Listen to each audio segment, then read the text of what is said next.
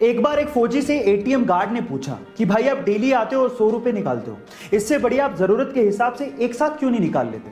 तो उसके बाद जो फौजी ने जवाब दिया ना, वो आप लोगों को सुनना चाहिए। फौजी ने कहा कि मेरे बैंक अकाउंट से मेरी वाइफ का मोबाइल लिंक्ड है। जब मैं यहां से पैसे निकालता हूं तो मेरी वाइफ को एक मैसेज जाता है, जिसके बाद उसे और घर वालों को यह तसल्ली हो जाती है कि मैं जिंदा हूं। गाइस, फौजियों की भावनाओं को समझिए। वो सिर्फ हमारे लिए और देश की रक्षा करने के लिए ऐसी जगहों पर ऐसी कंडीशंस में रहते हैं। तो आज हमारे सब फौजी भाइयों के लिए एक सल्यूट तो बनता है। गाइस, एक जिंदा इंसान अगर पानी में तैरना नहीं जानता तो वो पानी में डूब सकता है और मर सकता है, लेकिन एक मृत शरीर अपने आप पानी में तैरने लगता है। ये कितनी अजीब सी बात है, लेकिन इसके पीछे का साइंटिफिक तर्क क्या है, जरा उसे भी जान लेते हैं। देखिए, पानी में वो चीज डूबती है जिसकी डेंसिटी या घनत्व पानी से ज्यादा होता है। जब हम जिंदा होते हैं तो हमारी बॉडी की डेंसिटी पानी की डेंसिटी से ज्यादा होती है, इस वजह से हम लोग डूबने लगते हैं। लेकिन डूबने के बाद जब मृत शरीर में हम लोग परिवर्तित हो जाते हैं तो हमारे शरीर में पानी घुस जाता है और अंदर के जो बैक्टीरिया होते हैं वो पनपने लगते हैं और अंदर गैस बनाने लगते हैं, और उसी गैस की वजह से हमारी बॉडी का घनत्व या डेंसिटी पानी की डेंसिटी से कम हो जाती है और इस वजह से अपने आप ऊपर आके हम लोग तैरने लगते हैं। यही इसके पीछे का साइंटिफिक रीजन है। क्या इसके पहले तक के फैक्ट आप जानते थे? और अगर नहीं जानते थे तो चैट सेक्शन में जरूर लिखिएगा। गाइस, क्या आपको पता है कि डीजल इंजन का आविष्कार रुडोल्फ डीजल ने किया था?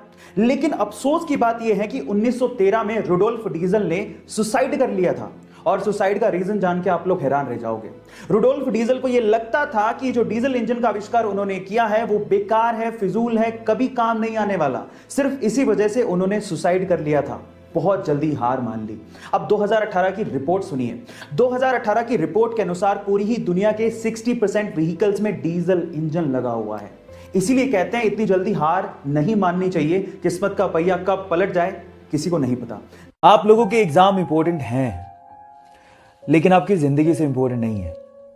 इसलिए मैं आप लोगों से एक बात कहना चाहता हूं, चाहे आपके एग्जाम कैसे भी हो, टेंशन मत लेना, क्योंकि ये कागज के टुकड़े आपकी जिंदगी डिसाइड नहीं करते। हां, अपना 200% दो, लेकिन टेंशन मत लो। और एक बात मैं आपके पेरेंट्स से भी कहना चाहता हूं, आप लोगों ने अपने बच्चे को 90% लाओगे तो ये दूंगा, 95% लाओगे तो ये दूंगा, ये कहा होगा। सही है, गलत नहीं है, लेकिन उसे यह भी कहो कि अगर नहीं आते या तू फेल हो जाता है तो भी मैं तेरे साथ खड़ा रहूंगा। आपके बच्चे आपका गर्व हैं, उनका साथ दो, क्योंकि एक दिन वो आपका नाम जरूर रोशन करेंगे।